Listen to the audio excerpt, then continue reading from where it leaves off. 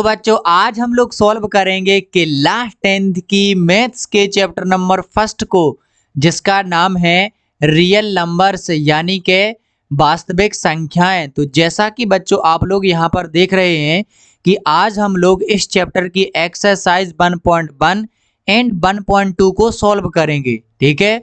और इसके next video में हम लोग एक्सरसाइज 1.3 एंड 1.4 को सॉल्व करेंगे, ठीक है बच्चों। तो इसको सॉल्व करने से पहले बच्चों मेरा आप लोगों से एक ही सजेशन है कि यदि बच्चों आप लोगों ने चैप्टर नंबर फर्स्ट की इंट्रोडक्शन वाली वीडियो नहीं देखी है तो उसका लिंक इस वीडियो के डिस्क्रिप्शन में दिया गया है, उसको एक बार बच्चों आप लोग जरूर देख लीजिएगा। क्योंकि बच्चों मैंने उस वीडियो में रियल नंबर से रिलेटेड हर एक इम्पोर्टेंट पॉइंट्स को और कॉन्सेप्ट को बहुत ही इजी लैंग्वेज में आपके लिए तैयार किया है, ठीक है बच्चों। तो उसको एक बार बच्चों आप लोग जरूर देख लीजिए, क्योंकि जब बच्चों आप लोग किसी चैप्टर का कॉन्सेप्ट समझ लेते हैं कि इसमें हमें क्या करना है या क्या हो रहा है, तो हम पर जो क्वेश्चन है वो बहुत ही प्यारे, बहुत ही आसानी से, बहुत ही जल्दी बन जाते हैं, ठीक है। तो आप लोग प्लीज इंट्रोडक्शन वाला वीडियो जरूर देख लीजिएगा, ठीक है बच्चों। और यदि बच्चों आप लोगों ने वो इंट्रोडक्शन वाला वीडियो ऑलरेडी पहले से देख लिया है तो बहुत अच्छी बात। अब बच्चों हम लोग बिल्कुल तैयार हैं इसके क्वेश्चंस और आंसर्स को सॉल्व करने के लिए, यानी कि क्वेश्चंस को सॉल्व करने के लिए, ठीक है बच्चों। तो चलिए बच्चों अब हम लोग सॉल्व करते हैं एक्सरसाइज 1.1 के क्वेश्चंस को।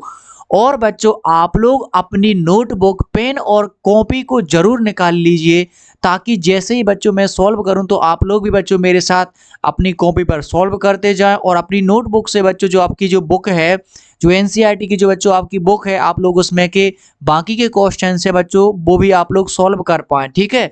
तो आप लोग अपना पेन, कॉपी और बुक को जरूर साथ में रख करके रीड कीजिए, ठीक है बच्चों। तो चलिए अब हम लोग सबसे पहले करते हैं एक्सरसाइज 1.1 के क्वेश्चंस को सॉल्व, ठीक है। तो यहाँ पर बच्चों हमारी प्रश्नावली 1.1 का पहला क्वेश्चन है, निम्नलिखित संख्याओं का एचसीएफ ज्ञात करने के लिए यूक्लिड विभाजन एल्गोरिथम का प्रयोग कीजिए। तो यहाँ पर बच्चों हमें एचसीएफ निकालना है, यानी कि हायर कॉमन फैक्टर निकालना है, और वो भी बच्चों यूक्लिड विभाजन एल्गोरिथम के प्रयोग से। तो जैसा कि बच्चों यूक्लिड विभाजन एल्गोरिथम यहाँ पर लिखा हुआ है, तो बच्चों मैंने अपनी इंट्रोडक्शन वाली वीडियो में इस यूक्लिड विभाजन एल्गोरिथम को बहुत ही अच्छे तरीके से विद एग्जाम्पल एक्सप्लेन किया है। तो आप लोग जरूर इसको देख लीजिए ताकि आप लोगों को ये एल्गोरिथम समझ में आ जाए कि ये किस प्रकार से वर्क करता है, ठीक है। और यहाँ पर बच्चों मैं इसके डायरेक्ट क्वेश्चन करूंगा तो आप लोगों को इजीली समझ तो आ जाएंगे, लेकिन बच्चों यदि आप लोग इसको देख लेंगे तो और अच्छे से रिलेट कर पाएंगे, ठीक है बच्चों। तो अब हम लोग बच्चों इसके क्वेश्चन नंबर फर्स्ट को सॉल्व करते हैं, ठीक है। तो यहाँ पर बच्चों इसका क्वेश्चन नंबर फर्स्ट लिखा हुआ है बच्चों 135 और 225। तो यहाँ पर हमें बच्चों 135 और कौन बच्चों 225, इनका बच्चों हमें एचसीएफ निकालना है, ठीक है। तो इनका एचसीएफ निकालने के लिए बच्चों हम लोग यूक्लिड विभाजन एल्गोरिथम के फॉर्मूले का यूज करेंगे, ठीक है। तो इसका फॉर्मूला होता है बच्चों ए बराबर के बी क्यू प्लस के आर, ये बच्चों इसका फॉर्मूला है। तो ये फॉर्मूला बच्चों एक्चुअल में जब हम लोग डिवाइडेशन करते हैं, जब हम लोग भाग करते हैं, तो जो भाग की जो जांच होती है, ठीक है, उसी जांच का ये फॉर्मूला लिखा हुआ है। तो ए का मतलब होता है बच्चों यहाँ पर भाज्य, क्या होता है भाज्य, ठीक है, बराबर होता है बच्चों भाजक, क्या होता है भाजक, और गुणा में होता है बच्चों भागफल, और फिर बच्चों अपना प्लस में होता है क्या शेषफल। तो एक्चुअल में बच्चों ये जो यहाँ पर लिखा हुआ है वो फॉर्मूला इसी रूप में लिखा हुआ है, ठीक है। ए का मतलब है बच्चों हमारा भाज्य, बी का मतलब है भाजक, क्यू का मतलब है बच्चों भागफल, और आर का मतलब है शेषफल, ठीक है। अब हम देखते हैं कि हमें इन संख्याओं को इस फॉर्मूले में किस प्रकार से रखना है और फिर आगे सॉल्व करना है, ठीक है। तो यहाँ पर एक बार मैं फिर से इसको लिख लेता हूँ, ठीक है। दोबारा लिखने की वैसे कोई जरूरत नहीं है, लेकिन बच्चों ये फॉर्मूला है, आप लोग इसको याद करने के लिए मैंने लिखा है कि ये किसके रूप का है, तो मैंने ये लिखा है। बाकी आप लोग जब सॉल्व करेंगे तो इसको लिखने की कोई जरूरत नहीं है, ठीक है। आप लोग डायरेक्ट यही फॉर्मूला लिखेंगे। तो ये फॉर्मूला है बच्चों ए बराबर के बी क्यू प्लस के आर। तो अब यहाँ पर जो बच्चों ए का मान होगा, यानी कि जो भाज्य का मान होगा, वो इन दो संख्याओं में जो सबसे बड़ी संख्या होगी वही होगा। तो यहाँ पर 135 और 225 में बच्चों हमारी बड़ी संख्या है 225। ठीक है, तो a का मान हो जाएगा बच्चों यहाँ पर 225। तो इतना तो आप लोग लिख लेंगे। ठीक है बच्चों, अब इसके बाद में b। अब जो b मतलब भाजक, तो जो छोटी संख्या है वो हमारा भाजक होगा। तो यहाँ पर लिख लेंगे बच्चों हम लोग 135। ठीक है, अब यहाँ पर बच्चों गुणा में क्या होगा, भागफल।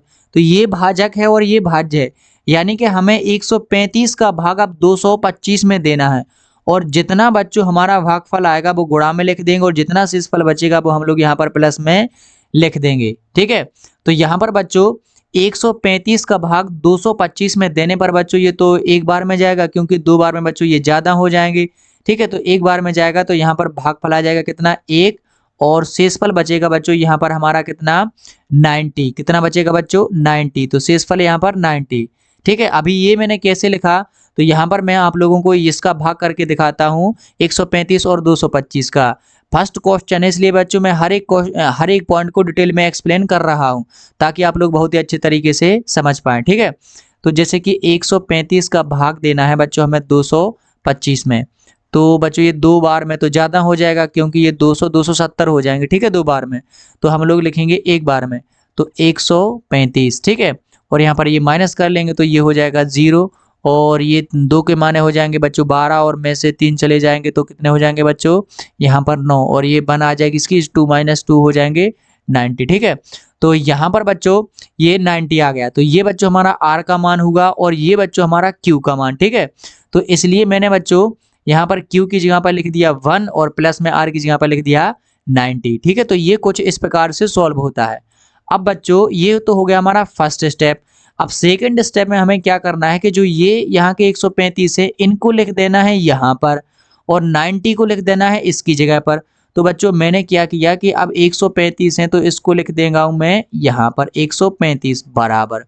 अब जो 90 है जो हमारा शेषफल बचा था उसको लिख देंगे हम लोग 135 की जगह पर, यानी कि यहाँ पर 90।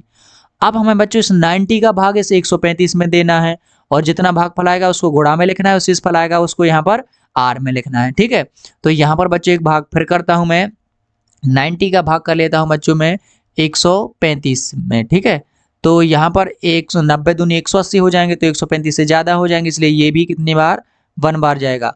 और यहाँ पर बच्चों अब 135 में से ये 90 चले जाएंगे, तो बच्चों आपके पास में बचेगा रिमाइंडर कितना, ये 5 हो जाएंगे, और ये हो जाएंगे कितने, ये हो जाएंगे अपने पास में कितने 10, और इसमें से ये इतने चले जाएंगे, तो अपने पास में बचेंगे बच्चों कितना, ये बचेगा 4। ठीक है, तो आपके पास में हो जाएंगे 45। ठीक है, तो इसका ये R आया 45 और Q आया बच्चों 1।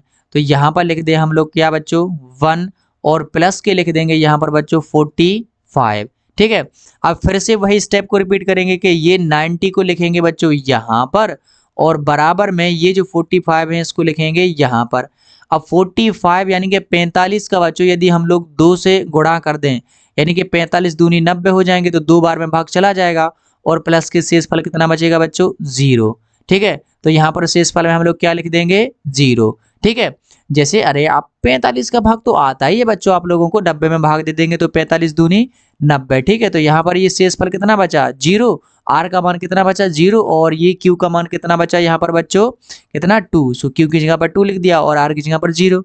और जहां पर बच्चों हमारा ये R का मान है 0 आ जाए, यानी कि शेषफल है रिमाइंडर है कितना आ जाए 0, वहीं पर बच्चों हमें इस प्रोसेस को रोक देना है। और जो बच्चों हमारा ये यहाँ पर बचेगा, यानी कि जो बच्चों हमारा ये Q का मान होगा, किसका मान, अरे B का मान होगा बच्चों जो हमारा ये, वही बच्चों हमारा इन दो संख्याओं का HCF होगा। तो यहाँ पर बच्चों शेषफल यहाँ पर 0 आ गया, और यहाँ पर B का मान है वो कितना है 45। तो यहाँ पर बच्चों जो हमारी 135 और जो 225 संख्या है इनका HCF होगा कितना बच्चों 45। ठीक है, तो यहाँ पर हम लिखेंगे बच्चों कि यहाँ थोड़ी सी भाषा लिखनी है बच्चों, यहाँ शेषफल कितना आ गया है बच्चों, शेषफल 0 आ गया है।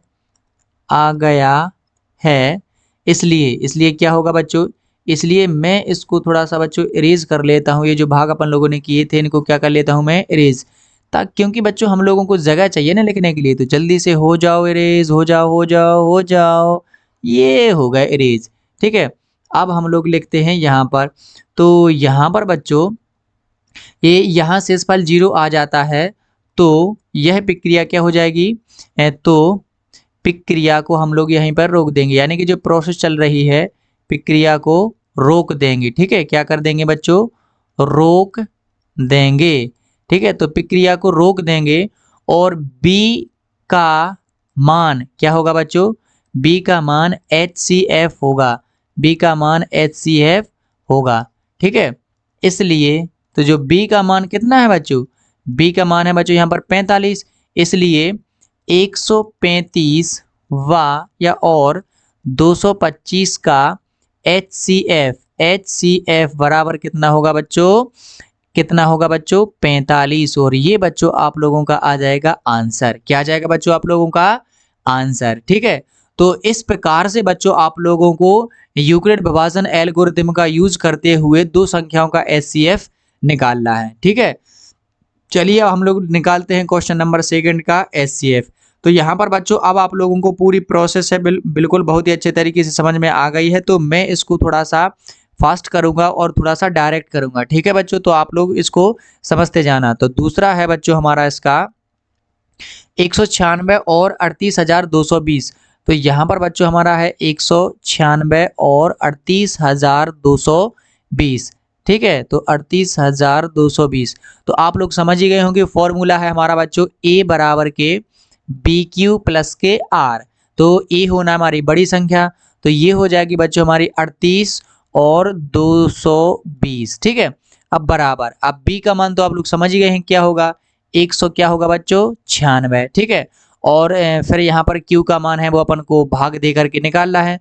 तो जब बच्चों हम लोग 196 का भाग 38,220 में देते हैं, तो ये बच्चों 195 बार में पूरा चला जाता है। ठीक है, 195 बार में पूरा चला जाता है, और जो हमारा प्लस का जो आर का वैल्यू है बच्चों वो कितना बचता है 0।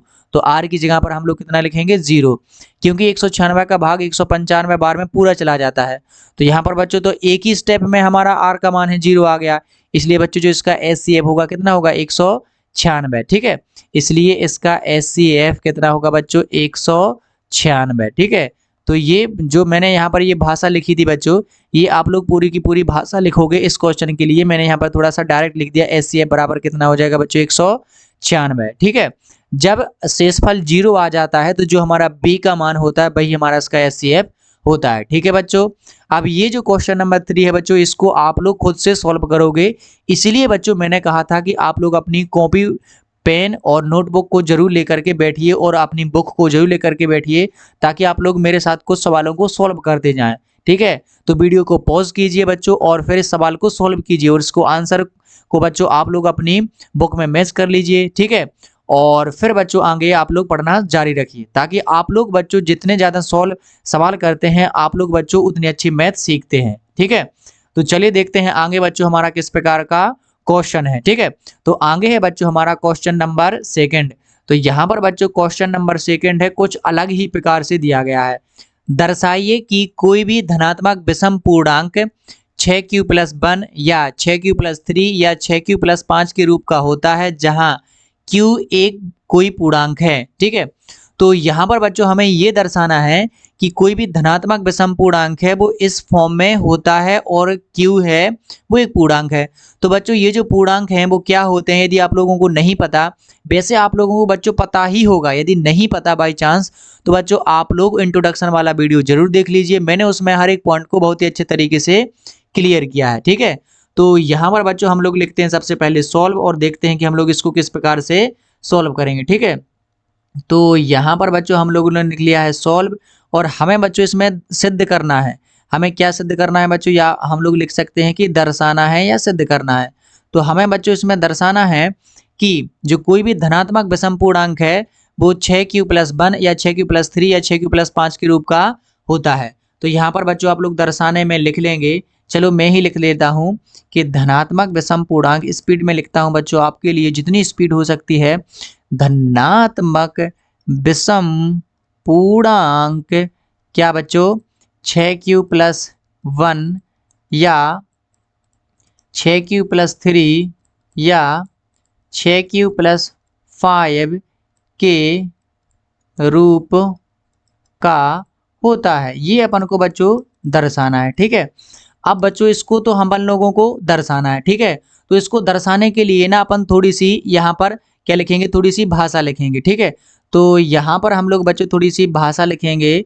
तो यहाँ माना ए, अपन लोगों को कोई संख्या मान लेनी है। ठीक है, तो माना ए कोई, अब बच्चों जो इनने कहा है वही मान लेना है। इनने कहा कि धनात्मक विषम पूर्णांक, तो हम लोग मान लेंगे माना ए कोई धनात्मक, क्या बच्चों, धनात्मक विषम पूर्णांक है। क्या है बच्चों, धनात्मक विषम पूर्णांक है। ठीक है, और यहाँ पर बच्चों जो b का मान है वो कितना दिया गया है बच्चों, b का मान है 6। क्योंकि बच्चों जो b का मान है वो हम लोगों ने इस प्रकार से यहाँ पर फाइंड किया कि यूक्लिड विभाजन एल्गोरिथम का सूत्र होता है बच्चों a बराबर के बी क्यू प्लस के आर, और इसमें बच्चों जो r की वैल्यू होती है वो हमेशा पता है बच्चों, जो r होता है बच्चों वो या तो बच्चों 0 के बराबर होता है या 0 से बड़ा होता है, और बच्चों हमेशा ये b से कैसा होता है, हमेशा छोटा होता है। b से कैसा होता है, छोटा। तो यहाँ पर b की वैल्यू, यहाँ पर देखिए ये बी क्यू प्लस के आर, तो यहाँ पर देखिए ये 6q प्लस के 1, यानी कि ये इसी का मान है। तो q की जगह पर q है और यहाँ पर r की जगह पर 1 है, तो b की जगह पर कितना होगा, 6। इसलिए बच्चों मैंने लिखा कि b बराबर कितना है, 6। ठीक है, तो यहाँ पर आप लोग देखेंगे कि जो r की वैल्यू होती है या तो वो 0 के बराबर होती है या 0 से बड़ी होती है, लेकिन b से हमेशा छोटी होती है। तब तो क्या होगा बच्चों, यहाँ पर तब r बराबर जो मान होंगे बच्चों वो 0 होगा, 1 होगा, 2 होगा, 3, 4, ए तथा कौन सा होगा बच्चों, 5 होगा। ठीक है, क्या होगा बच्चों, 5 होगा। क्यों, क्योंकि बच्चों मैं इसको एक बार फिर से लिख देता हूँ, ये आप लोगों को भाषा में लिखना है। ठीक है, क्योंकि बच्चों जो r की वैल्यू है वो 0 के बराबर या उससे बड़ी होती है। ठीक है, लेकिन b से हमेशा कैसी होती है, b से हमेशा छोटी होती है। तो ये आप लोगों को लिखना है। तो यहाँ पर b का मान 6 है, इसलिए 6 से छोटी होगी किसकी वैल्यू, r की, तो यहाँ पर ये लिख दिया।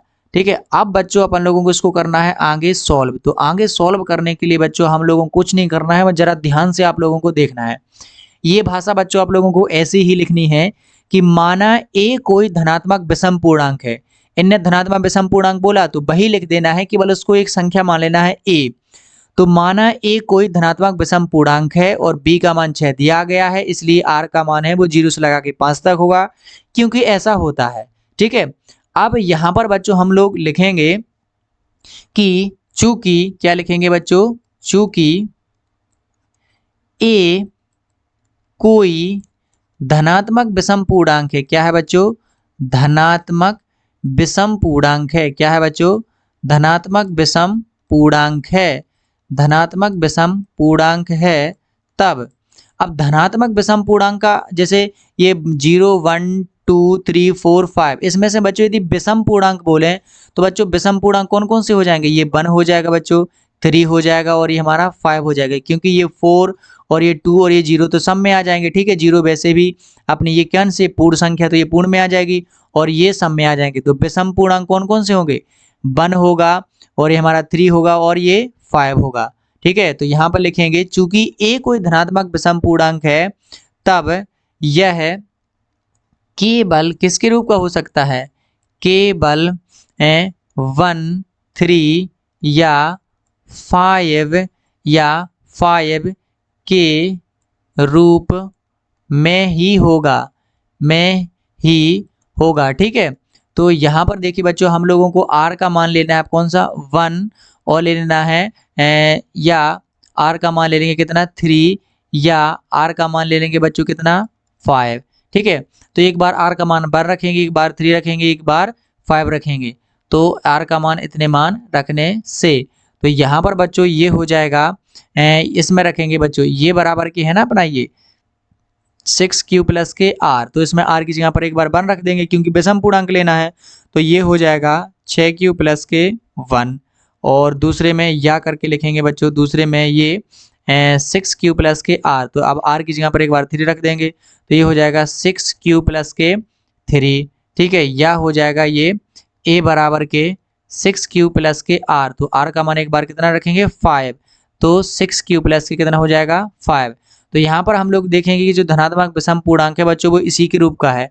यदि हम लोग इनको लिखेंगे यहाँ पर 2 लिख देंगे r की जगह पर, तो यहाँ पर बच्चों ये सम पूर्णांक बन जाएगा, लेकिन हमें लेना है कौन से, विषम पूर्णांक। ठीक है, तो ये इसी रूप के होंगे। तो ये बच्चों यहाँ पर प्रूव्ड हो गया कि जो धनात्मक विषम पूर्णांक है वो इसी रूप का होता है, ये प्रूव्ड हो गया। ठीक है बच्चों, तो आप लोग इसके बाद में लिख दोगे कि अतः सिद्ध होता है कि जो धनात्मक विषम पूर्णांक होते हैं वो 6q+1, 6q+3 या 6q+ के 5 के रूप के ही होते हैं। ठीक है बच्चों, तो ये हमारा कुछ इस प्रकार से अमेजिंग टाइप का क्वेश्चन था जो कि हम लोगों ने बहुत ही अच्छे तरीके से इसको सॉल्व कर लिया है। ठीक है, चलिए देखते हैं बच्चों कि हमारा नेक्स्ट क्वेश्चन कौन सा है। और यहाँ पर रहा बच्चों आपके सामने बिल्कुल नेक्स्ट क्वेश्चन, क्वेश्चन नंबर 3। तो बच्चों आप लोग इसको जरा ध्यान से पढ़िए मेरे साथ। क्वेश्चन नंबर 3 है, किसी परेड में 616 सदस्यों वाली एक सेना यानी कि आर्मी की टुकड़ी को 32 सदस्यों वाली एक आर्मी बैंड के पीछे मार्च करना है। दोनों समूहों को समान संख्या वाले स्तंभों में मार्च करना है। उन स्तंभों की अधिकतम संख्या क्या है जिसमें भी मार्च कर सकते हैं। ठीक है, तो हमारे टोटल सदस्य कितने हैं 616, और इनमें हमें 32 सदस्यों वाली टुकड़ी बनानी है। और फिर बताना है कि उन स्तंभों की क्या संख्या है जिनमें भी दोनों एक साथ में मार्च कर सकते हैं। तो इसको बच्चों करने के लिए कुछ भी नहीं करना है बच्चों, आप लोगों को केवल क्या लिखना है, सॉल्व लिखना है। क्या लिखना है बच्चों, सॉल्व।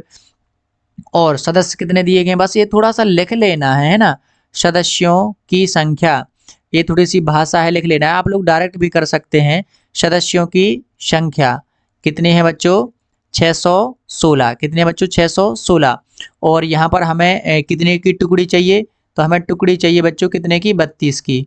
टुकड़ी में सदस्य कितने होना चाहिए बच्चों, टुकड़ी में सदस्य होना चाहिए बच्चों कितने, 32 यानी कि 32।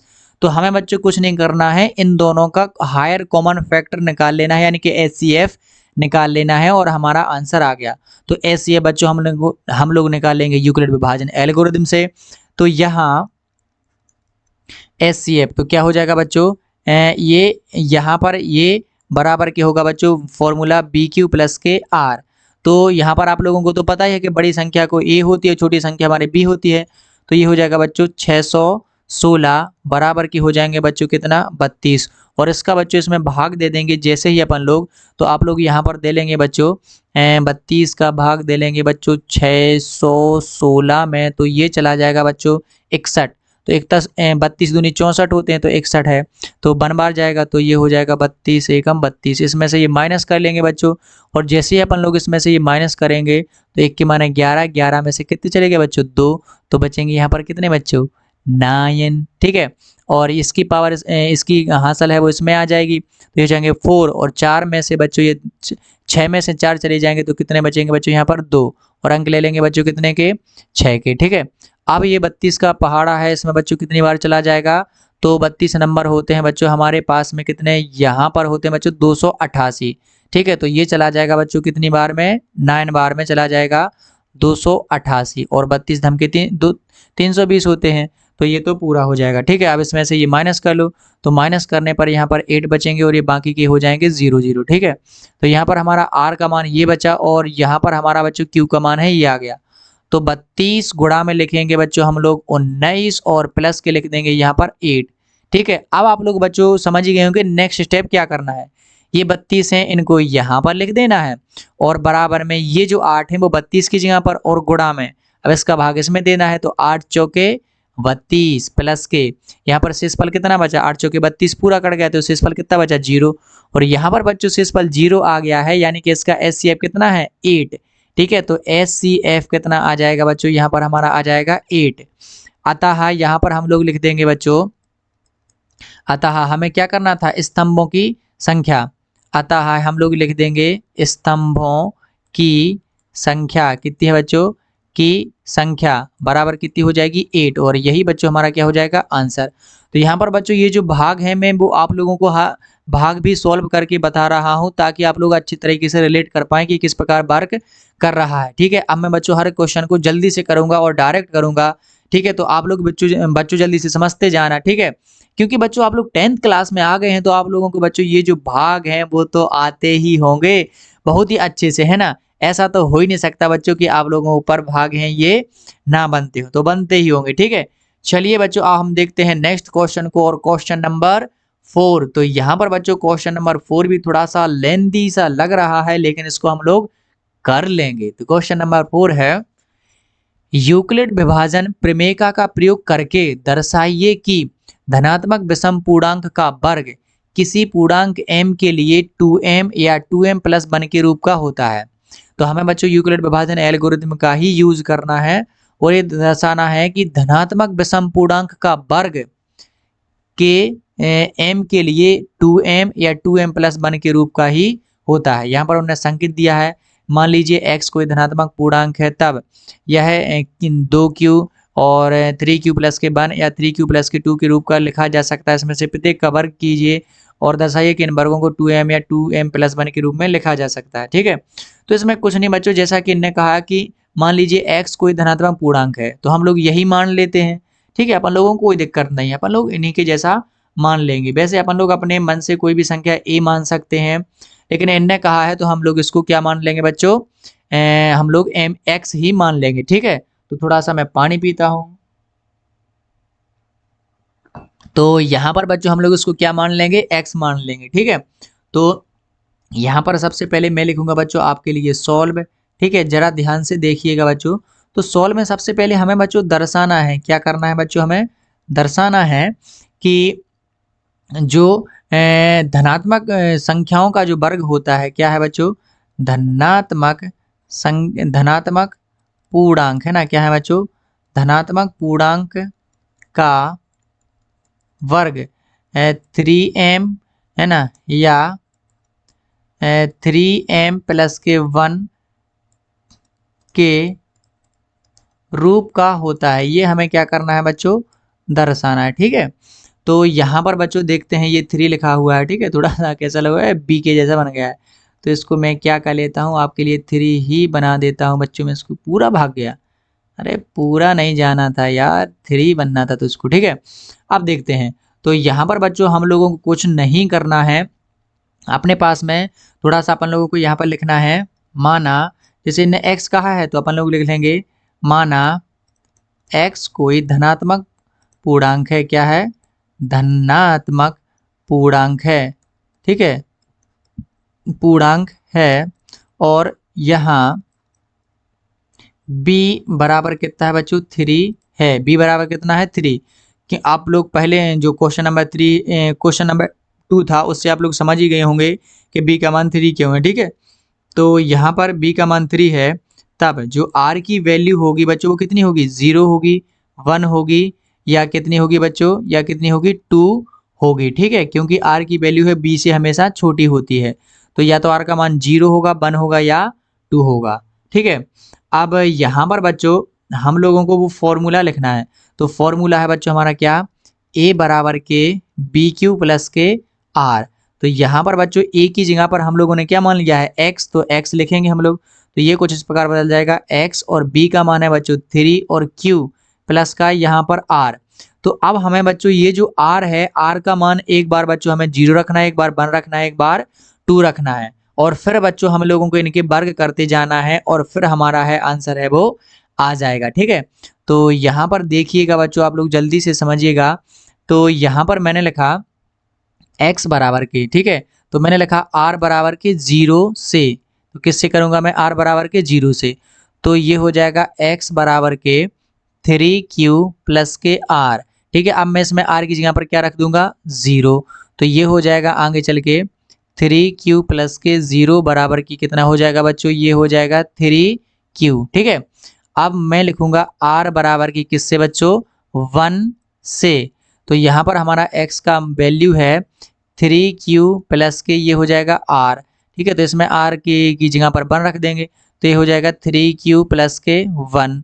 अब करेंगे बच्चों हम लोग r बराबर 2 से, तो x बराबर हो जाएगा बच्चों 3q प्लस के r बराबर हो जाएगा बच्चों हमारे पास में 3q प्लस के 2। तो यहाँ पर बच्चों ये हमारे पास में r 0 से आ गया, हमारे पास में 3q, r 1 से आ गया 3q प्लस 1, और r 2 से आ गया 3q प्लस के 2। अब हमें इनके वर्ग करना है।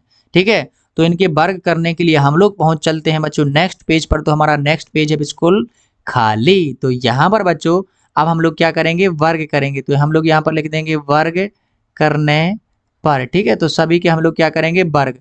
तो यहाँ पर हमारा पहला जो वैल्यू थी वो थी बच्चों x बराबर के 3q। तो इसका वर्ग करेंगे तो ये कितना हो जाएगा बच्चों, ये हो जाएगा बच्चों हमारा, ये हो जाएगा बच्चों हमारा, ये हो जाएगा x का स्क्वायर, और ये यहाँ पर ऐसा एम्प्लाइज दैट x का स्क्वायर बराबर में हो जाएगा 3q का होल स्क्वायर, ठीक है। और इसको आगे और लिखेंगे तो ये हो जाएगा बच्चों 3 त्रिका 9 और q का स्क्वायर। और इसको आगे बच्चों कैसा लिख सकते हैं हम लोग, इसको लिख सकते हैं 3, और इसमें से 3 को बाहर ले लिया और इसको लिख देंगे 3q का स्क्वायर। तो इसको ऐसा लिख सकते हैं क्योंकि 3 त्रिका 9 ये आगे हो जाएगा, ठीक है। तो इसको हम लोग कुछ इस प्रकार से लिख सकते हैं। और दूसरा था हमारा बच्चों x बराबर के 3q प्लस के 1। तो इसका भी बच्चों हम लोग क्या कर लेंगे, वर्ग। तो ये हो जाएगा x का स्क्वायर इस साइड, तो इस साइड भी क्या हो जाएगा, वर्ग 3q प्लस 1 का होल स्क्वायर। तो यहाँ पर इसमें a प्लस बी के होल स्क्वायर का सूत्र लग जाएगा, तो a का स्क्वायर यानी कि हो जाएगा बच्चों 3 त्रिका 9q का स्क्वायर प्लस 1 का स्क्वायर 1, और ये हो जाएगा 2ab, यानी कि ये हो जाएगा बच्चों 3 दूनी 6 और q, ठीक है। इसमें बच्चों मैंने कुछ नहीं किया, a प्लस बी के होल स्क्वायर का सूत्र लगाया, तो वो होता है a का स्क्वायर प्लस b का स्क्वायर प्लस 2ab, ठीक है। ये तो आपको आता ही होगा, तो ये वाला फॉर्मूला लगाया। इसके बाद में इसको हम लोग कुछ इस प्रकार से अलग करके लिख लेंगे।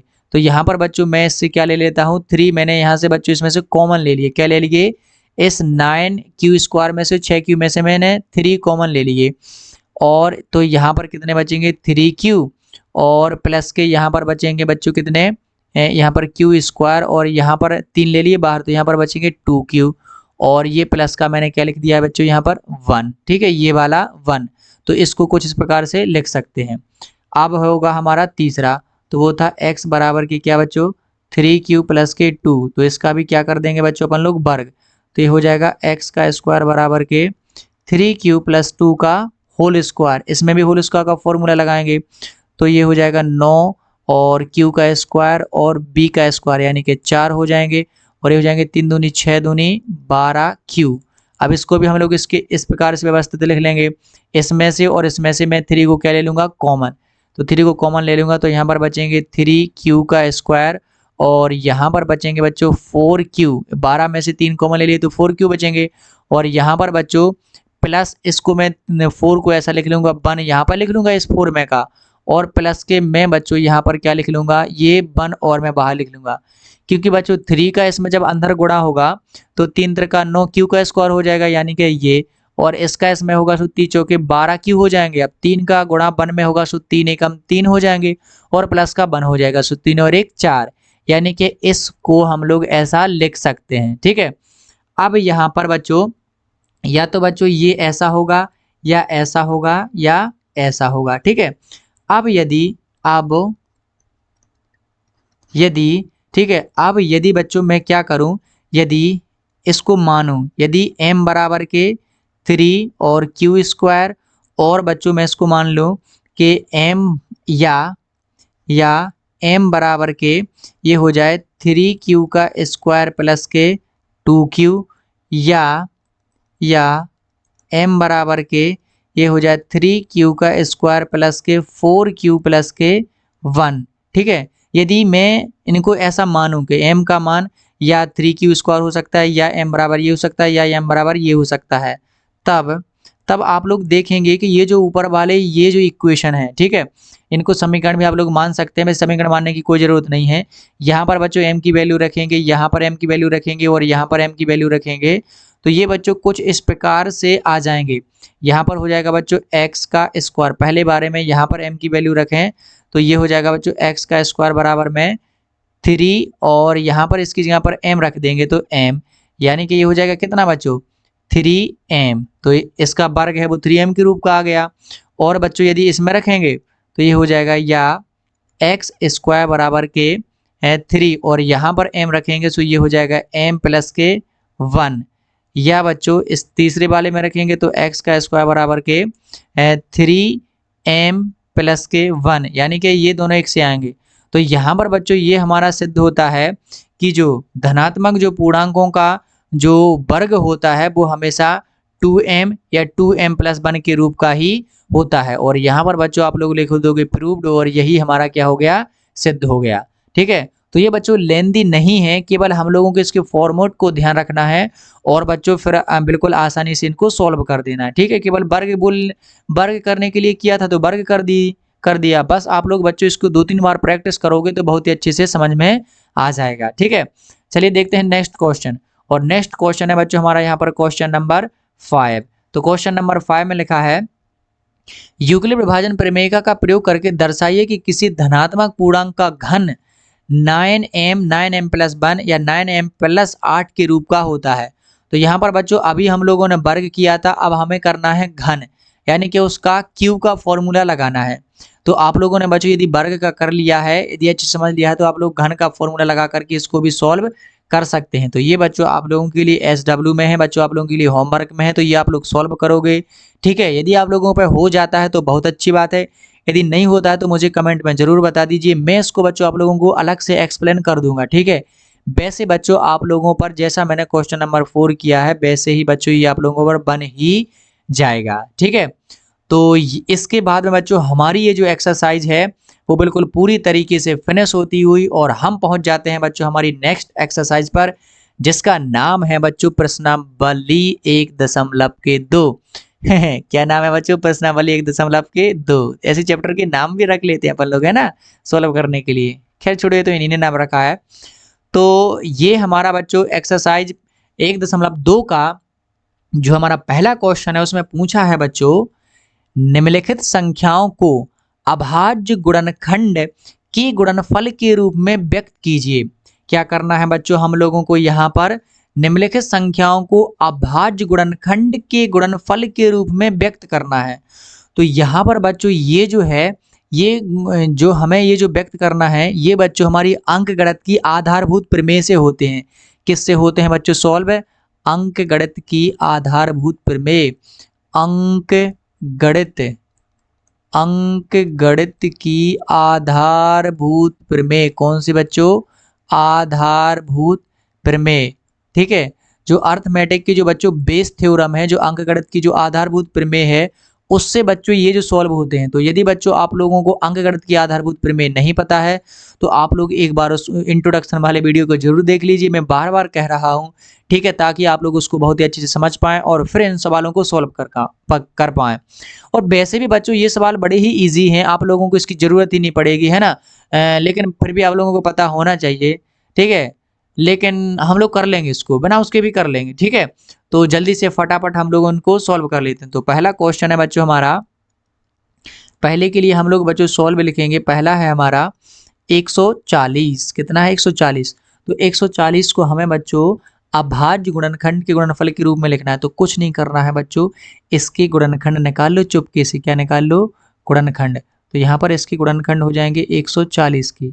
तो आपको तो पता ही है निकालना, 2 से काटेंगे तो कितने हो जाएंगे? 70 दूनी 140, 2 से काटेंगे तो 35 दूनी 70, और फिर ये कट जाएगा बच्चों 5 से तो आ जाएंगे 7, और ये 7 से कट जाएगा तो फिर आ जाएंगे 1। ठीक है, तो यहाँ पर 140 के जो अपन ने बच्चों गुणनखंड निकाले हैं वो कुछ इस प्रकार के आए हैं, 2 × 2 × 5 × 7। अब बच्चों इसको अपन लोग कैसा लिख सकते हैं? ये दो बार हैं, सो 2 की घाती कितना लिख सकते हैं? 2, और इंटू में 5, और इंटू में कितने हो जाएंगे बच्चों? 7। तो 140 को हम लोग कुछ इस प्रकार से लिख सकते हैं। तो यही बच्चों हम लोगों का क्या हो जाएगा? आंसर। बिल्कुल ईजी था ना, बिल्कुल मजा आ गया ना करने में। तो यही बच्चों अभाज्य गुणनखंड हो जाएगा, गुणनखंड के गुणनफल के रूप में हो जाएगा। ये बच्चों हमारा इसका आंसर। ठीक है, मजा आया ना करने में? ठीक है बच्चों, तो आप लोग बच्चों इसका क्वेश्चन नंबर 2 बच्चों अपने आप से सॉल्व करेंगे। ठीक है, 156 हमारा जल्दी से हो जाएगा। मैं बताता हूँ थोड़ा सा बड़ा वाला 135 वाला। ठीक है, तो यहाँ पर तीसरा वाला मैं करता हूँ, दूसरा वाला आपके लिए। जब तक आप लोग बच्चों इस दूसरे वाले को आप लोग बताइए। ठीक है, तुरंत बताइए बच्चों, आप लोगों के लिए CW है, अभी के अभी करके बताइए। ठीक है, वीडियो को पॉज कीजिए और अगले 30 सेकंड बच्चों इसका आंसर है मुझे बताइए। ठीक है, और मैं करता हूं बच्चों तब तक आपके लिए क्वेश्चन नंबर 3। तो हमें कुछ नहीं करना है बच्चों, जो 3 क्वेश्चन है उसमें क्या करना है? कुछ नहीं करना है, 3825 का निकालना है। तो कुछ नहीं करना है, 3825 की क्या निकाल लेंगे बच्चों अपन लोग? गुणनखंड। तो 3825 की गुणनखंड निकालने के लिए सबसे पहले ये बच्चों 2 से तो कटेगा नहीं, क्योंकि इसके पीछे 0 4 6 8 2 नहीं है, तो ये तो 2 से कटेगा नहीं। तो ये में बच्चों 3 का भाग जाएगा क्या, तो इनको जोड़ के देख लेते हैं। तो 8 और 2 10 और 5 15 और 3 18। हाँ, अब 18 में 3 का भाग चला गया तो इसमें भी चला जाएगा। तो 3 का भाग इसमें देंगे तो ये आ जाएगा बच्चों 3 एकम 3 और 3 एकम 3 और ये 3 दूनी 6 हो जाएंगे, और ये हो जाएंगे 30 7 21 और ये हो जाएंगे बच्चों 30 5 15। ठीक है, आप लोग कर लेते हैं। तो 3 का भाग इसमें दे देंगे तो इतना आ जाएगा। फिर से एक बार और ये 3 से जाएगा, क्योंकि 2 और 1 3 हो जाएंगे, और 7 और 3 10 हो जाएंगे, 10 5 15। तो इसमें भाग जाएगा तो इसमें भी 3 से चला जाएगा। तो ये हो जाएंगे बच्चों 30 चौके 12, और यहाँ पर जाएगा 3 दूनी 6 और 1 बचेगा 3 5 15। ठीक है, 425। अब इसके बाद में इसमें 3 से तो अब नहीं जाएगा, क्योंकि 5 4 9 10 11, 11 में 3 का भाग नहीं जाता है। तो अब दूंगा बच्चों मैं 5 से, तो ये हो जाएगा बच्चों 5 अट्ठे 40, और ये हो जाएगा यहाँ पर हमारा 5 25। ठीक है, फिर इसमें चला जाएगा बच्चों कितने से, 5 से, तो ये हो जाएंगे 17 17 पंजे 85। फिर 17 से चला जाएगा और 1 आ जाएगा। तो इसको लिख लेंगे क्या बच्चों, ये तो आप लोगों को जल्दी से आते ही हैं, तो आप लोग तो जल्दी से कर ही लेंगे। 38 25 बराबर हो जाएंगे 3 इंटू 3 इंटू 5 इंटू 5 इंटू कितना हो जाएगा 17। तो इसको लिख सकते हैं 3 का स्क्वायर और 5 का स्क्वायर और इंटू में 17। 17 लिख के क्या लिख गया है, तो ये हो जाएगा बच्चों हमारा क्या आंसर। ठीक है, तो ये कुछ इस प्रकार से हम लोग बच्चों इसको सॉल्व कर सकते हैं। तो क्या मैं इसको सॉल्व करूं, कि कौन से को सॉल्व करूं, मैं 4 को करूं कि बच्चों मैं 5 को करूं, बताइए जल्दी से बताइए।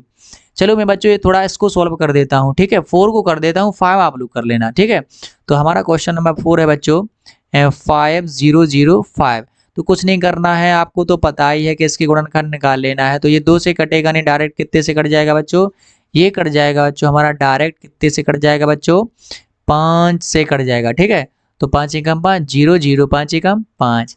अरे बच्चों आप लोग समझ गए क्या, मैंने सरल सा लिया है, देखो जल्दी से कट गया। ये सरल नहीं है। अब बच्चों कितने से कटेगा, 7 से। तो आ जाएंगे बच्चों हमारे यहाँ पर कितने, 7 एकम 7 और 4 और 3। ठीक है, इसके बाद में ये कट जाएगा बच्चों कितने से, 11 से। 11 11 और यहाँ पर 11 एकम 11 और यहाँ पर बचेंगे 3। तो 11 तिया कितने हो जाएंगे बच्चों, 11 का मल्टीप्लाई 3 में करेंगे तो कितने हो जाएंगे बच्चों अपने पास में, 33। तो यहाँ पर बच्चों अपने पास में बचेगा 13, और फिर इसके बाद में 13 से काट देंगे तो यहाँ पर बचेगा 1। तो फिर इसके अभाज्य गुणनखंड लिख लेते हैं बच्चों, 5 बराबर के 5 गुणा 7 गुणा 13 गुणा में हो जाएगा ये। तो इसमें तो कोई जोड़ी नहीं बन रही है, तो इसलिए यही इसका आंसर हो जाएगा। अब है बच्चों 7449। तो ये जो बच्चों है एक बार बच्चों 17 से कटता है, एक बार बच्चों ये 19 से कटता है, एक बार बच्चों ये कट जाता है 23 से। तो मैंने कटना लिख दिया। ये बच्चों ना 2 से कटेगा, 3 4 5 किसी से भी नहीं कटेगा, डायरेक्ट कटेगा पहले 17 से, फिर कटेगा 19 से, फिर कटेगा बच्चों 23 से। तो 3 बार कट जाएगा और यही गुणा में इसका आंसर आ जाएगा। ठीक है बच्चों, तो ये कुछ इस प्रकार से सॉल्व करने थे। ठीक है, अभी मुझको थोड़ा सा प्यास लगा है तो मैं पीऊंगा बच्चों थोड़ा सा पानी, तब तक के लिए बच्चों आप लोग सॉल्व कीजिए। तो यहाँ पर बच्चों मैं पी चुका हूँ पानी, और अब देखते हैं नेक्स्ट आगे के क्वेश्चन। तो क्वेश्चन नंबर 2 है बच्चों आपके लिए, ये कलर थोड़ा सा मैं चेंज कर लेता हूँ। क्वेश्चन नंबर 2 है, पूर्णांकों को निम्नलिखित युग्मों के एचसीएफ और एलसीएम ज्ञात कीजिए तथा जांच कीजिए कि दो संख्याओं का गुणनफल बराबर होता है एचसीएफ इंटू एलसीएम। ठीक है, तो यहाँ पर हमें इन संख्याएं जो दी गई हैं यहाँ पर इनका एचसीएफ और एलसीएम निकालना है, और फिर हमें चेक करना है कि जिनका हमने एलसीएम और एचसीएफ निकाला है यदि उन दोनों का गुणा कर दें, और जो हमारा एचसीएफ और एलसीएम आया है उन दोनों का गुणा कर दें तो ये बराबर होते हैं। ठीक है, तो मैं करता हूं बच्चों आपके लिए फर्स्ट क्वेश्चन बिल्कुल बहुत ही अच्छे तरीके से सॉल्व। तो यहाँ पर देखिए बच्चों, सबसे पहले हम लोग लिखेंगे क्या, सॉल्व। अब सॉल्व करते हैं तो सॉल्व ही तो लिखेंगे। तो यहाँ पर हम लोग सॉल्व करते हैं किसको बच्चों, फर्स्ट वाले को। तो फर्स्ट वाला है 26 और कितना है बच्चों 91। ठीक है, तो हमें बच्चों इसका एचसीएफ निकालना है, तो सबसे पहले इनके गुणनखंड निकाल लेंगे। ठीक है, तो इनके गुणनखंड हो जाएंगे बच्चों, जैसे हम लोग निकालेंगे 26 की, सबसे पहले 2 से कटेगा तो यहाँ पर 13 दूनी 26 13 आ जाएगा, फिर 13 से कट जाएगा तो 1 आ जाएगा। फिर निकालेंगे हम 91 का, तो 91 का सबसे पहले कितने से कट जाएगा, ये बच्चों आप लोगों का कट जाएगा कितना से, इसमें 2 का जाएगा नहीं, 3 का जाएगा नहीं, 4 का जाएगा नहीं, 5 का 7 का चला जाएगा, 13 7 91 और फिर 13 से कट जाएगा तो कितना आ जाएगा बच्चों यहाँ पर 1। ठीक है, तो यहाँ पर आप लोग देखेंगे बच्चों कि मैंने 26 के जो गुणनखंड निकाले हैं, जो फैक्टर निकाले हैं वो है 2 इंटू 13, और जो मैंने 91 के जो फैक्टर निकाले हैं वो जो 7 इंटू 13। तो यहाँ पर अब बच्चों हमें एलसीएम और एचसीएफ निकालना है। तो यहाँ पर जिनकी जोड़ी बन गई है सबसे पहले तो उनकी जोड़ी बना लेंगे। तो जिनकी बच्चों जोड़ी बन गई है वो है बच्चों 13 है। कौन है बच्चों, 13 है। तो ये मैंने 13 की क्या बना दी बच्चों, मैंने जोड़ी। ठीक है, तो यहाँ पर देखेंगे बच्चों जिनकी जोड़ी बन जाती है वही हमारा HCF होता है, हायर कॉमन फैक्टर होता है। तो यहाँ पर बच्चों 13 की एक जोड़ी बनी, इसलिए इसका HCF हो जाएगा 13 है। कितना हो जाएगा बच्चों, HCF 13 है। अब हमें निकालना है बच्चों इसका LCM। क्या निकालना है, LCM। तो जो LCM होता है बच्चों, जिनकी जोड़ी बन गई है एक बार उनको लिख लेते हैं। अब जो रह गए हैं, जैसे ये 2 है और 7 है, तो इसको गुणा में लिख लेते हैं, 2 इंटू 7। ठीक है, और इनका गुणा कर लेते हैं, तो जो हमारा गुणनफल में आता है वही हमारा इसका HCF LCM होता है। तो ये हो जाएंगे 7 दूनी 14 और 13 का गुणा, सो 7 दूनी 14, और ये हो जाएंगे 140, 14 ती 42, 140 और 42 हो जाएंगे 182।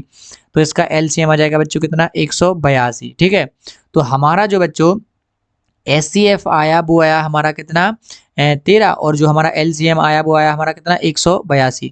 तो एक पहली बात तो ये हमारा आंसर हो जाएगा, क्योंकि हमें LCM और HCF निकालने थे, तो ये आंसर हो जाएगा। अब हमें बच्चों सिद्ध करना है कि दो संख्याओं का जो गुणनफल होता है वो बराबर होता है LCF गुणे LCM। तो जैसा कि यहाँ पर लिखा है, दो संख्याओं का गुणनफल, यानी कि जिनका हम लोगों ने HCF और LCM निकाला है वही दो संख्याओं का गुणनफल। ठीक है, ये बराबर होता है बच्चों HCF गुणा में होता है LCM। तो दो संख्याओं का गुणनफल, यानी कि दो संख्याएं कौन कौन सी, 26 और 91। तो यहाँ पर होगी बच्चों ये 91 और मैं लिख लेता हूँ यहाँ पर 26। ठीक है, आगे पीछे कहीं भी लिख लो, और गुणा में लिख लेंगे HCF गुणे LCM। तो HCF आया बच्चों कितना बना, 13। तो यहाँ पर मैंने लिख लिया बच्चों 13, और गुणे में लिख लेंगे 182। ठीक है, तो अब इसका बच्चों इसमें गुणा करना है, उसका इसमें गुणा करना है, तो इन दोनों का गुणा है वो बिल्कुल सेम टू सेम आएगा। कैसा आएगा बच्चों, सेम टू सेम।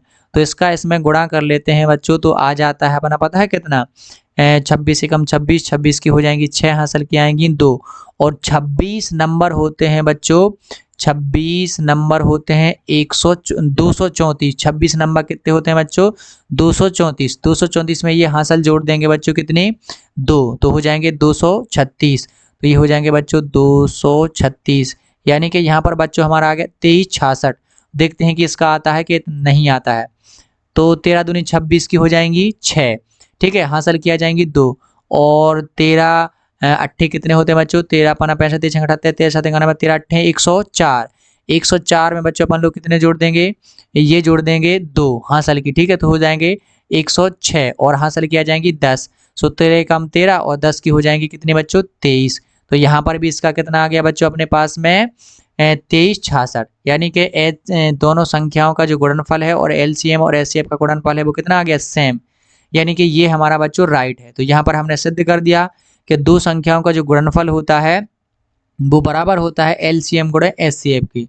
तो इस प्रकार से आप लोग बच्चों इनको प्रूव भी कर सकते हैं, और इस प्रकार से आप लोग इनके LCM और HCF निकाल सकते हैं। ठीक है, तो आप लोग इसके दूसरे को और इसके तीसरे को आप लोग बच्चों खुद से सॉल्व करोगे।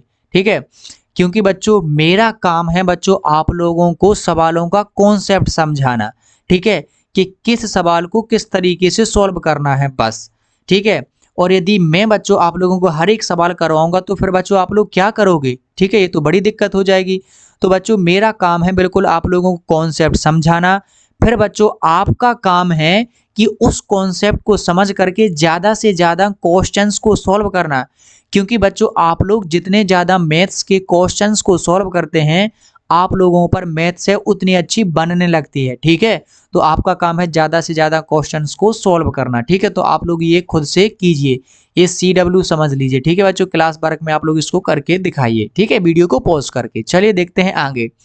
तो आगे है बच्चों हमारा क्वेश्चन नंबर अगला। तो हमारा क्वेश्चन नंबर 3 है यहाँ पर फिर मैं बच्चों आप लोगों के लिए पेन बदलता हूँ। तो क्वेश्चन नंबर 3 है बच्चों हमारा, अभाज्य गुणनखंड विधि द्वारा निम्नलिखित पूर्णांकों के एचसीएफ और एलसीएम ज्ञात कीजिए। तो हमें एचसीएफ और एलसीएम ज्ञात करना है। तो जैसा बच्चों हम लोगों ने क्वेश्चन नंबर किसको किया था, सेकंड के करके आए हैं, उसी प्रकार ये है। ठीक है, तो मैं इसको थोड़ा सा फास्ट में करके दिखाता हूँ। जैसे फर्स्ट है, ये हमें 12 के निकालना है। तो सबसे पहले हम 12 की गुणनखंड निकाल लेंगे। तो ये 2 से कटेगा तो 6 आ जाएंगे, फिर ये 2 से कटेगा तो 3 आ जाएगा, और 3 से कट जाएगा तो ये 1 आ जाएगा। चलो 15 के निकाल लेते हैं। 15 के निकाल लेंगे तो 3 से कट जाएगा, 5 आ जाएंगे, 5 आ जाएंगे, 1 आ जाएगा। चलो 21 के निकाल लेते हैं। 21 का ये 3 से कटेगा, 7 आ जाएंगे, 7 आ जाएंगे, ये 1। ठीक है, तो यहाँ पर 12 की आए बच्चों क्या, 2 इंटू 2 इंटू 3, और यहाँ पर बच्चों अपने पास में 15 क्या है, कितने 3 इंटू कितना आया बच्चों, ये आ गया अपना 5। और बच्चों ये हमारा 21 का आया बच्चों कितना, ये आ गया 3 इंटू 7। ठीक है, अब इन तीनों में बच्चों एक जैसी कॉमन संख्या क्या है, उसका जोड़ी बना लेते हैं। तो इसकी जोड़ी है बच्चों 3 है, देखो तीनों में है। सो 3 की कुछ इस प्रकार से क्या बन जाएगी बच्चों, जोड़ी। ठीक है, तीनों में ये कॉमन हो जाएगा 3। तो यहाँ पर बच्चों आप लोगों को तो पता ही है कि जो तीनों में कॉमन होता है वो क्या होता है, एचसीएफ। तो अतः बच्चों आप लोग लिखेंगे HCF बराबर हो जाएगा 3, HCF बराबर हो जाएगा 3, ये बच्चों आंसर। अब बच्चों LCM निकालना है। तो LCM जिनकी जोड़ी बन जाती है उसको लिख लेते हैं, और फिर जो बच जाते हैं उनको लिख लेते हैं। तो ये रह गया। सो 2 इंटू 2 इंटू, और फिर है हमारा कितना, ये 5 इंटू और है 7। और इन सभी का बच्चों जब हम लोग क्या कर लेते हैं, गुणा। तो बच्चों जब हम लोग इन सभी का गुणा कर लेते हैं तो बच्चों आप लोग बताइए कि कितना आता है। स्पीड में बच्चों मेरे साथ में फास्ट गुणा करके बताइए। तो ये आ जाएगा बच्चों कितना, 3 दूनी 6 और 6 दूनी 12, 12 पंचे 60, 60 का गुणा 7 में करेंगे तो 7 छंग 42, यानी कि 420। कितना 20 बच्चों, 420। तो ये हमारा एलसीएम आ जाएगा, ये हमारे आंसर। ठीक है, तो यहाँ पर बच्चों आप लोग क्वेश्चन नंबर 2 को और क्वेश्चन नंबर 3 को बच्चों अपने आप से खुद से सॉल्व करोगे। आप खुद से क्यों सॉल्व करोगे, मैं आपको पहले ही बता चुका हूँ। ठीक है, चलिए देखते हैं नेक्स्ट क्वेश्चन। तब तक मैं पीता हूँ बच्चों पानी। तो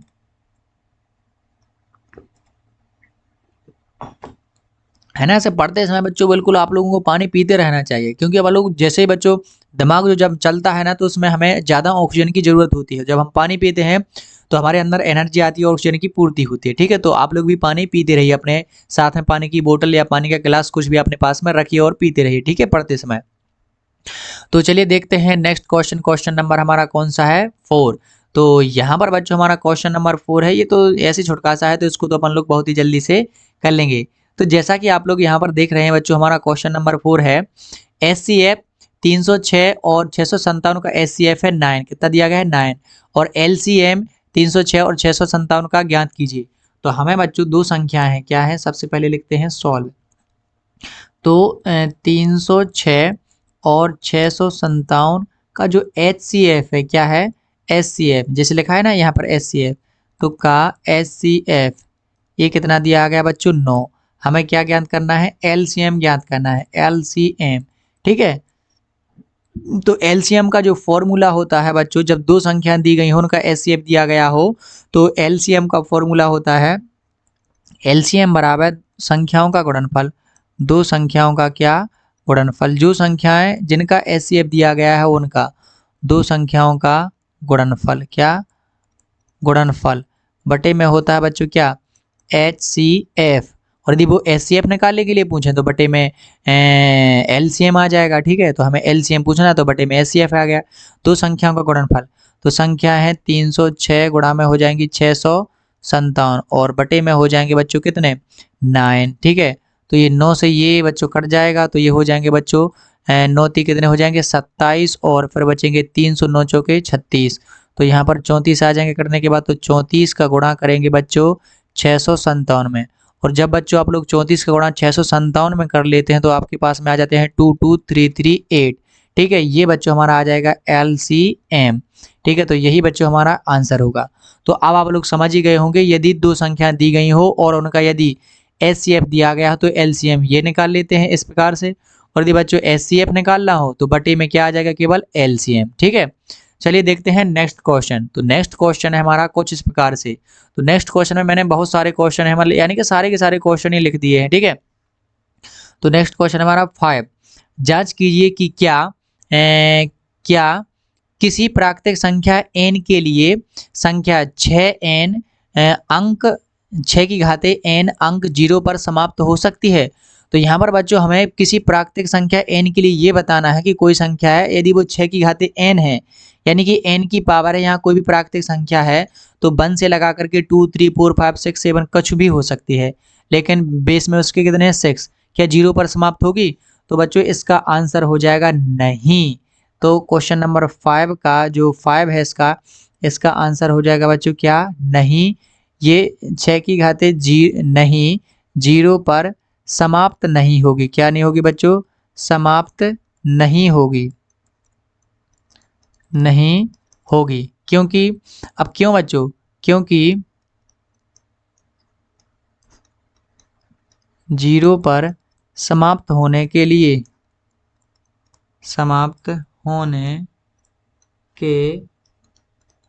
जीरो पर समाप्त होने के लिए शर्त है बच्चों कि 2 × 5 की पावर n होना चाहिए, ठीक है, होना चाहिए, ये पावर होनी चाहिए, ठीक है, 2 × 5 की पावर n होनी चाहिए। जबकि यहाँ पर क्या है? जबकि यहाँ अब देखना यहाँ कितने हैं, 6 की पावर n है, 6 की पावर n, तो इसको यदि हम करेंगे तो 6 के जो फैक्टर है वो कितने आ जाएंगे? 2 × 3। तो यहाँ पर 2 × ये जो 3 है बच्चों इसकी पावर n, तो 2 के साथ में 3 नहीं होना चाहिए, कितना होना चाहिए? 5, इसलिए ये 0 पर समाप्त नहीं होंगे। जबकि यहाँ पर इतना है, ठीक है, इसलिए ये समाप्त नहीं होंगे और यही क्या हो जाएगा बच्चों? आंसर, ठीक है। तो चलिए देखते हैं नेक्स्ट क्वेश्चन। तो क्वेश्चन नंबर हमारा इसके बाद है बच्चों क्वेश्चन नंबर 6। तो क्वेश्चन नंबर 6 है बच्चों यहाँ पर हमारा कि व्याख्या कीजिए कि 7 × 11 × 13 × 13 प्लस 13 और 7 × 6 × 5 × 4 × 3 × 2 × 1 प्लस के 5 भाज्य संख्याएं क्यों हैं? तो हमें ये बताना है कि ये भाज्य संख्याएं क्यों हैं। तो सबसे पहली बात तो ये भाज्य संख्याएं हैं, अब हमें ये बताना है कि ये क्यों हैं, ठीक है। तो इसका आंसर जल्दी से सबसे पहले मैं इसको इरेज कर लेता हूँ, फिर इसका आंसर है मैं आपके लिए बताता हूँ। तो अब करते हैं बच्चों हम लोग क्वेश्चन नंबर 6 को। तो सबसे पहले करते हैं हम लोग बच्चों इसको। तो यहाँ पर है 7 × 11 × 13, अरे 13 को 11 लिख लिया, क्या बात है, गजब करते हो सर आप तो, है ना, गजब करते हो सर आप तो। 13 लिखना है और प्लस के कितना लिख लिया यहाँ पर 13। अब देखिए यहाँ पर हमें बताना है कि ये भाज्य संख्याएं क्यों हैं। तो भाज्य संख्याएं बताने से पहले बच्चों आप लोगों को समझनी होगी कि अभाज्य संख्याएं क्या होती हैं। तो बच्चों जो अभाज्य संख्याएं हैं, कौन है बच्चों? जो अभाज्य संख्याएं हैं वो बच्चों ऐसी संख्याएं होती हैं, अभाज्य संख्याएं, ये बच्चों मैंने इंट्रोडक्शन वाले वीडियो में बताई हैं लेकिन फिर भी मैं आप लोगों को बता रहा हूँ। तो ये बच्चों जो अभाज्य संख्याएं वो संख्याएं होती हैं जिनमें एक के अलावा कोई भी उभयनिष्ठ गुणनखंड नहीं होता है, यानी कि ये तो या स्वयं से कटती हैं या एक से कटती हैं। एक से तो वैसे हर कोई संख्या कट जाती है, तो ये वे संख्या है जो केवल स्वयं से कटती हैं, यानी कि इसमें कोई भी एक के बाद दूसरा उभयनिष्ठ गुणनखंड नहीं होता है, इनका उभयनिष्ठ गुणनखंड केवल 1 ही होता है, ठीक है। तो ये अभाज्य संख्याएं हैं। और भाज्य संख्या वे कहलाती हैं जिनमें एक के अलावा कोई भी दूसरा उभयनिष्ठ गुणनखंड हो, ठीक है। तो यदि बच्चों इन संख्याओं में एक के अलावा हमें कोई दूसरा उभयनिष्ठ गुणनखंड मिल जाता है तो फिर ये भाज्य होंगी, ठीक है। तो अब देखते हैं हम इसको सॉल्व करके। तो यहाँ पर लिखा है इतना, तो इसमें से इन तीनों में से हम 13 कॉमन ले लेंगे और इसमें से 13, क्योंकि ये तीनों गुणा में है, ये अलग से है, तो यहाँ से मैंने ले लिया बच्चों 13 कॉमन। तो यहाँ पर हो जाएंगी 7 × कितना हो जाएगा 11 और प्लस के यहाँ पर 13 कॉमन ले लिया, सो 1 बचेगा और ये हो जाएंगे 13 और ये 11 7 77 प्लस के 1 और ये हो जाएंगे बच्चों 13 × 77 और ये कितना हो जाएगा बच्चों 78, कितना हो जाएगा 78। तो यहाँ पर बच्चों आप लोग देखेंगे, यहाँ पर बच्चों आप लोग देखेंगे कि ये जो है ना ये 78 संख्या, इसमें आप लोग बच्चों ये देखेंगे कि 13 कॉमन है। क्या है? 13 कॉमन है। इन दोनों संख्याओं में यहाँ से यहाँ तक और यहाँ से यहाँ तक में 13 कॉमन है। जबकि बच्चों भाज्य, आप यदि ये अभाज्य संख्या होती तो इनमें केवल कॉमन क्या होता 1, लेकिन बच्चों इसमें 13 कॉमन है, इसलिए ये क्या होगी, भाज्य संख्या है। यहाँ इनका उभयनिष्ठ क्या है बच्चों, उभयनिष्ठ मतलब कॉमन नंबर। उभयनिष्ठ को हिंदी में क्या बोलते हैं, इंग्लिश में क्या बोलते हैं, कॉमन। ठीक है, तो इनका यहाँ इनका उभयनिष्ठ 13 है।